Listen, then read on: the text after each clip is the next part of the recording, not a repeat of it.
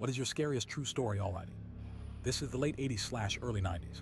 I was around 6 to 7 years old. I am at home with my sister, who was 14 to 15 at the time. We grew up in a small Texas town. Everyone knows everybody.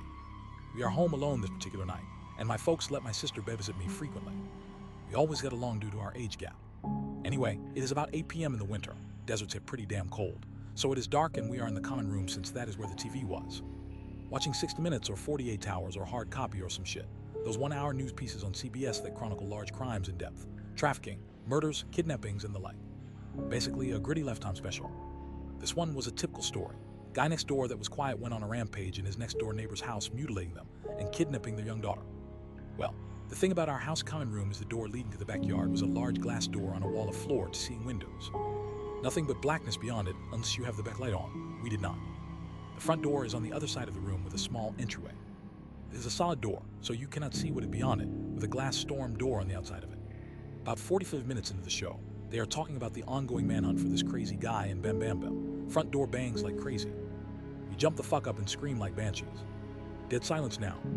The only lights on in the house are the kitchen down the hall from the common room we were in and the light from the TV. We start thinking something on the porch. We had some planters and a rocking chair out there, had simply blown against the door. This was West Texas, crazy strong winds out that way. Well, a minute or two of silence and us holding each other post-adrenaline overdose passes. Just when we are about to declare everything is safe, we hear the storm door on the outside of our front door close. Fuck. Someone had to have opened that door to be able to bang on the front door like that. Shit. We are both frozen in the middle of the room on the floor where we had been watching TV. My sister crawls over to the TV and turned it off. It was an old TV, so you had to turn that metal dial to switch it off, which it does with a mildly loud thunk. Now it is just us in a room dimly lit by the kitchen light down the hall. I do not remember how much time passed with my frozen and my sister still crouched by the now off TV, but we kept making eye contact, then looking at the front door. I remember this part vividly.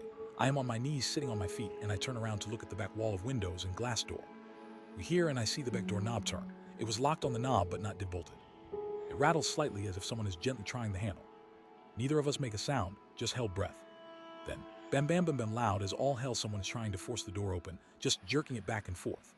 The whole wall of windows is vibrating violently, and I can see with each jerk of the door how my slight reflection gets fuzzy, then clear, then fuzzy. My sister flips her shit and screams bloody murder. I'm still frozen on the floor.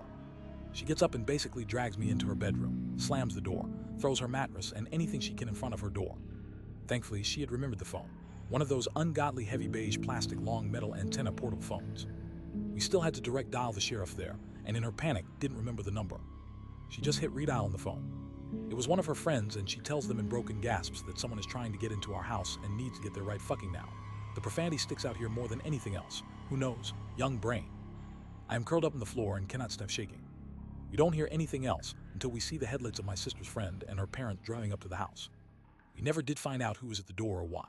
There were no signs of anything happening but a couple of scuff marks on the bottom of the back door that we could not remember if they were there beforehand or not. Nothing like that has happened to me or her since, but for damn sure we never forget to lock a door after that.